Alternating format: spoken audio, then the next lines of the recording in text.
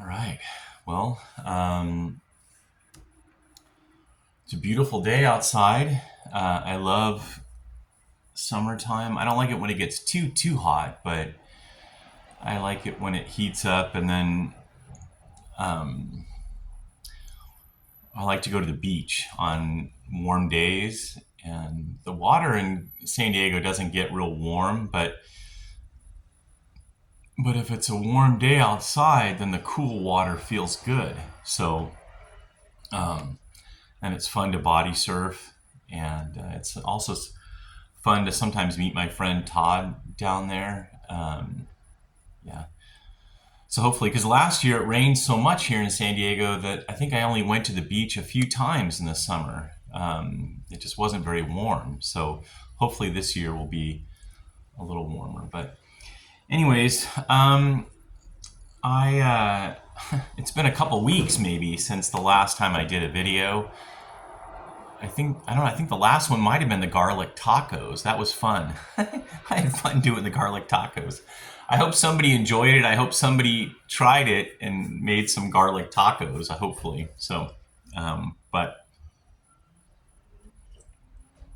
I've been wanting, so probably about, I don't know how many days ago now. It's been about almost 2 weeks since my friend David came to visit me, a young man that I met when I was at San Diego State in the religious studies program there.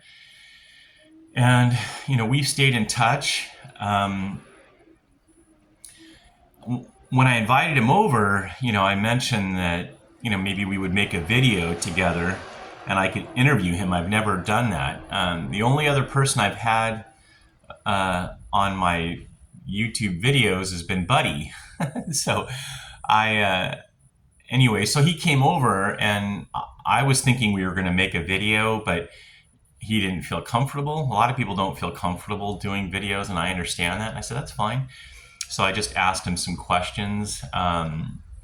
We had a nice talk, probably the best conversation I've ever had with him. When I met him, I think he was only like maybe 19 or something like that. And now I don't know how old he is, 23 or something, I'm guessing. I don't know, 24. I don't know. But he's got 3 bachelors, I believe, a master's degree.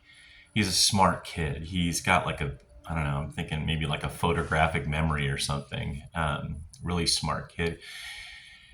So when I met him, I think he dabbled a little bit in Christianity, and then when I met him, he had become a Muslim, and when I was at San Diego State, and then he went to Israel to learn Arabic and became an Orthodox Jew, and that's what he is today. And so one of the reasons I wanted to do this video was, I got to ask him some questions in regard to what he believes, and who does he say Jesus is, and it was kind of interesting. But some of the scriptures that I wanted to read today, are in regards to that. So I wanted to read a couple verses from the Bible, and I guess my thought process is that I wonder how Jewish people understand these verses, because they're from their scriptures. And so, I guess with every person I meet, I wonder, what kind of effect does the Bible have on you if you've read it? If you've read the Bible, how does it affect you, or how do you understand it? And, again, these scriptures that I'm going to read are from the Hebrew text, what we call the Old Testament. And so, so let me go ahead and read a few of these, okay? So I wanted to start in Isaiah 9. And again, I mentioned before that the book of Isaiah my last class at San Diego State was Dr. Fox was the professor. It was a religious writing course, and she had worked on the Dead Sea Scrolls. And if you're not familiar with them, they found those in the 1940s, but they date back to 100 to 120 BC. And they found portions from every book in the Hebrew text except for the book of Esther, and then they found the big scroll. It's the Isaiah scroll. It's the whole book of Isaiah. And again, from my perspective, I don't think that's a coincidence, because Isaiah, as you'll see in just a minute, I think has some of the most clear prophecies about Jesus. And there's a lot more than the ones that I'm reading, but I just want to highlight a few. And I mentioned that when I asked her in front of the whole class, I said, Dr. Fox, if I open up the book of Isaiah that I have in my Bible and we compare it with the big scroll, what would be the percentage of accuracy? She said in front of the whole class, she said 99.9%, with 0.1% being words that don't translate from ancient Hebrew into English. And that's, again, a 2,100 plus year old document. So, and obviously if it dates back to 100 to 120 BC, so that it was the Dead Sea Scrolls were written before, Jesus. So anyways, so Isaiah chapter 9, in the verse 6 and 7. And I went back and watched this video on YouTube. I used to have the 8-track tape of this. His name is Marty Goetz, Goetz, Marty Goetz, and it's Psalms Enchanted Evening. And it's kind of his story as a Jewish man, coming to faith in Jesus, and he sings and plays piano, and there's a whole orchestra. It's just beautiful. I used to wear out that 8-track tape when I don't know, I don't think it's still around anymore, but it's free on YouTube. Marty Goetz, Psalms Enchanted Evening. I recommend that. And again, it kind of talks about this particular verses, I should say, in Isaiah. So I'm going to go ahead and read, again, Isaiah 9, starting in verse 6. For a child will be born to us, a son will be given to us, and the government will rest on his shoulders, and his name will be called Wonderful Counselor, Mighty God, Eternal Father, Prince of Peace. There will be no end to the increase of his government or of peace on the throne of David and over his kingdom, to establish it and to uphold it with justice and righteousness from then on and forevermore. The zeal of the Lord of hosts will accomplish this. So that's one verse. I'm going to let the Bible kind of speak for itself, and I'm sure you guys are familiar with some of these verses. And then Isaiah 53, and again, I want to reference a YouTube video that I really like. It's called The Forbidden Chapter, Isaiah 53 in the Hebrew Bible. That's the title on YouTube, The Forbidden Chapter, Isaiah 53 in the Hebrew Bible. And it's a young man, and he's in Israel, and he's speaking Hebrew, and he's very pleasant. The people seem to like him, and he's having them read Isaiah 53 in Hebrew, and getting their responses to this, what I'm going to read. And it's pretty fascinating. I think it's fascinating. And I've been in my car doing Uber, and I've shared this before, but I've had Jewish people from Israel, and I say, I have this video. Would you be interested in listening to it? And I said, if I start it and you don't like it, just tell me and I'll turn it off. But maybe there's been one or two times where the people said I wasn't interested, and that's fine. But there's quite a few times they listened to the whole thing. I think it's like 20 minutes. And then when it was over, they were like, wow, thank you for sharing that. I've never heard this before. So anyways, so I'm going to go ahead and read Isaiah 53. And so there's lots of, I don't know if I want to read the whole thing, but I'll start from the beginning. Who has believed our message, and to whom has the arm of the Lord been revealed. For he grew up before him like a tender shoot, and like a root out of parched ground. He has no stately form or majesty that we should look upon him, nor appearance that we should be attracted to him. He was despised and forsaken of men, a man of sorrows and acquainted with grief, and like one from whom men hid their face, he was despised, and we did not esteem him. Surely our griefs he himself bore, and our sorrows he carried. Yet we ourselves esteemed him stricken, smitten of God, afflicted. But he was pierced through for our transgressions. He was crushed for our iniquities. The chastising for our well-being fell upon him, and by his scourging we are healed. All of us like sheep have gone astray. Each of us has turned to his own way, but the Lord has caused the iniquity of us all to fall on him. He was oppressed and he was afflicted, yet he did not open his mouth. Like a lamb that is led to the slaughter, and like a sheep that is silent before it shears, so he did not open his mouth. And I'm going to jump down to verse 9. His grave was assigned with wicked men, yet he was with a rich man in his death, because he had done no violence, nor was there any deceit in his mouth. How beautiful is that?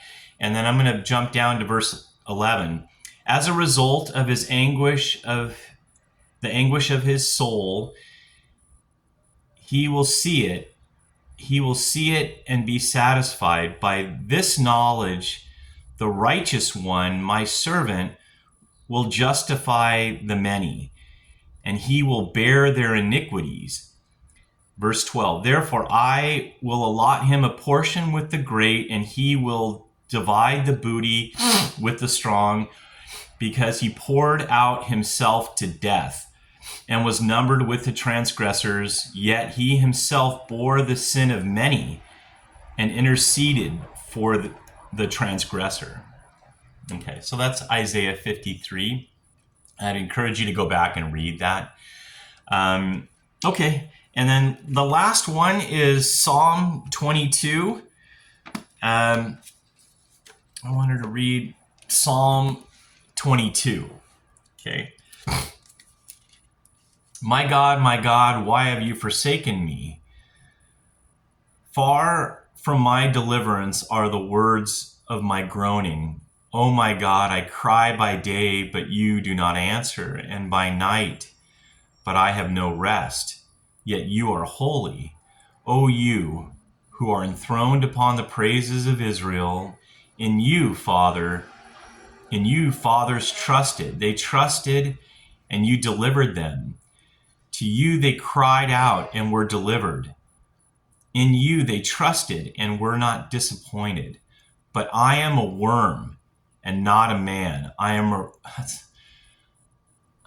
a worm, not a man, a reproach of men and despised by the people. All who see me sneer at me.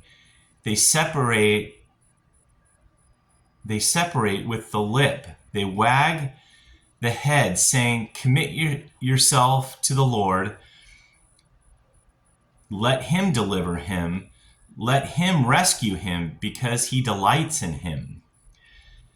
Yet you and he who brought me forth from the womb, you made me trust upon my mother's breast. Upon you I was cast from birth, and have been my God from my mother's womb. Okay, so it's really important for you to go back and read this, because it's kind of going back and forth. But I'm going to jump down to verse 14. I was poured out like water, and all my bones are out of joint. My heart is like wax, it is melted within me. My strength is dried up like a potsherd, and my tongue cleaves to my jaw. Sounds like crucifixion. And you lay me in the dust of death, for dogs have surrounded me. A band of evildoers has encompassed me. They pierced my hands and my feet. I can count all my bones. They look, they stare at me. They divide my garments among them. And for my clothes, they cast lots. Okay. All right. Well, again, I I don't read very well, and I just encourage you to go back and read these verses for yourself. But again, those are just a few. There's other prophecies in the Bible or foretellings of like where Jesus was going to be born in Bethlehem. You know, there's verses that talk about he was going to be, you know, money was going to be exchanged for his death, and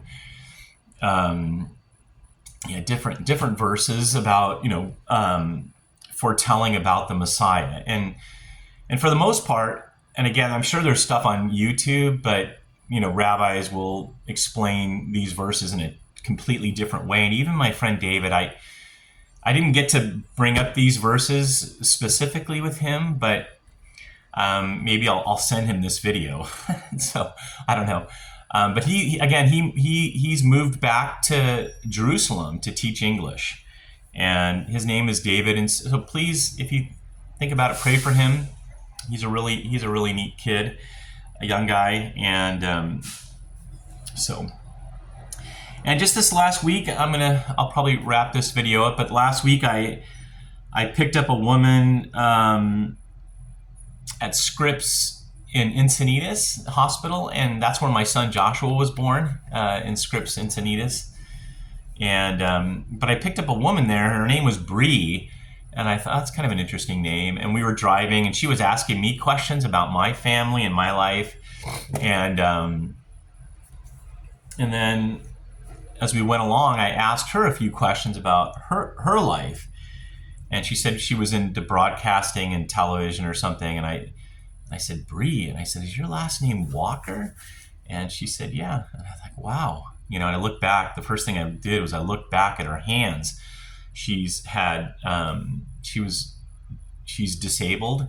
And I just remember as a kid watching her on the news, and she was so pretty. And, you know, and I have a half brother. His name was Bill, and his daughter, my niece, who I don't have any contact with. I can't even remember her name, Kristen or something. Oh my gosh, that's terrible. But anyway, she had a hand that had, you know, some of the fingers not, you know, fully developed or something. And so Bri Walker had the same. There's a name for it. I can't remember. Anyway, so I talked to her a little bit. That was kind of, and I went back and watched a video. I thought growing up when I became a Christian, I thought she was a Christian for some reason, but anyways, so that was kind of interesting this week. I went to go get my hair cut. Does it look good? A couple days ago. And the woman that cut my hair, it's called Hannah's beauty shop or barber shop. I don't know. Hannah's something. And it's in Little Saigon here on El Cajon Boulevard. And I thought, oh, I'll go in there and get my hair cut. And this woman was, she was so pretty. Oh my goodness, she was so pretty. Vietnamese lady. And I shared a little bit about my life, and she was real sweet. And I went to go pay, and they didn't take credit cards. So I had to come back. And she said, it's no problem. You know, you can come back. Or she said, you know, whatever. So I went back yesterday, and oh my goodness, she was so pretty. She has a boyfriend, but I told her, I said, I gave her the money and gave her a tip and stuff. And I said, you look beautiful. You know, she just looked so beautiful. Anyways, and I told her, she didn't even know that Hannah was in the Bible. Her name is Han, I think, Vietnamese name, but she, you know, calls herself Hannah, I guess. And I said, there's stories about you in the Bible. And so anyway, and I guess lastly, you know,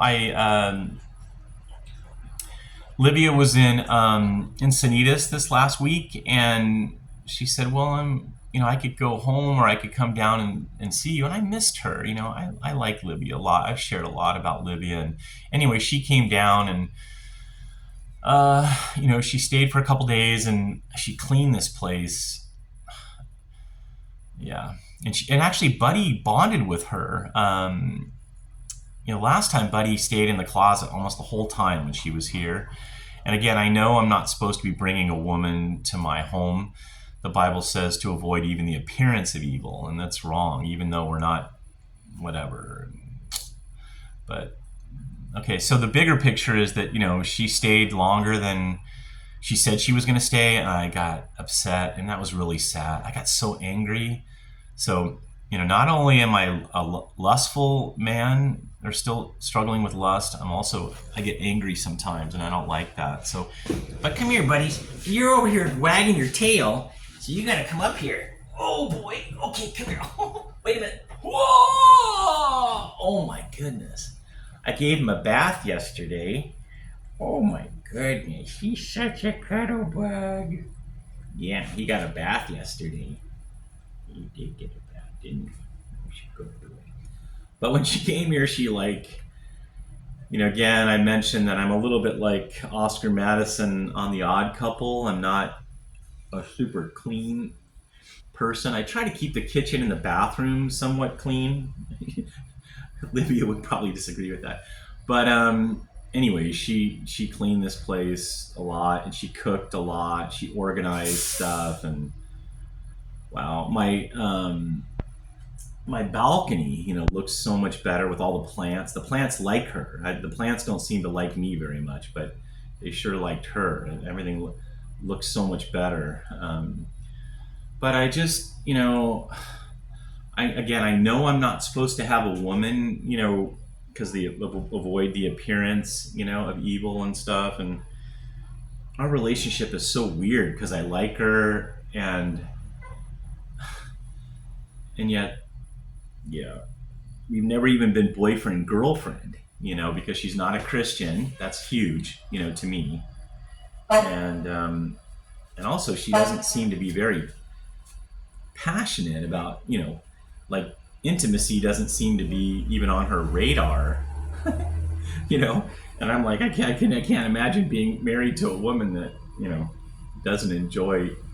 Hey, Bubby, what's up? Where you want to get down? So, anyways. But I just wanted to share my Bubby with you. He's a good boy. Hand your booties. You're a good boy. Okay, I'm going to put him down. He's such a good boy. All right. Well, that's kind of just what's happened in the last couple weeks. And, yeah, I just don't want Libya.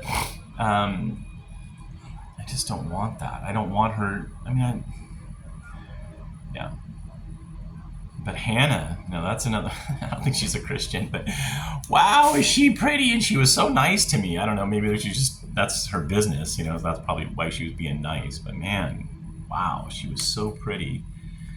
Livia's really cute too. Livia's growing out her hair. I used to tell her to grow out her hair, and her teeth need a little work. And but anyway, she's growing out her hair, and she put it in a little. She got a hair tie, and she put it in a little ponytail, and oh my gosh, she's already cute, and that just made her even look cuter. So pray for Livia, pray for Robert. He really needs the most prayer. This guy right here, he needs to learn how to follow Jesus and surrender his life, pick up his cross daily.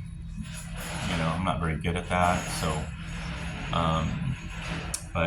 and I thank anybody who watches. I hope my prayer is the prayer that's right here on the wall that Jesus taught his disciples. We'll pray that right now, and I'll try to, we'll end this video. But our Father who art in heaven, hallowed be your name. Your kingdom come, your will be done on earth like it is in heaven.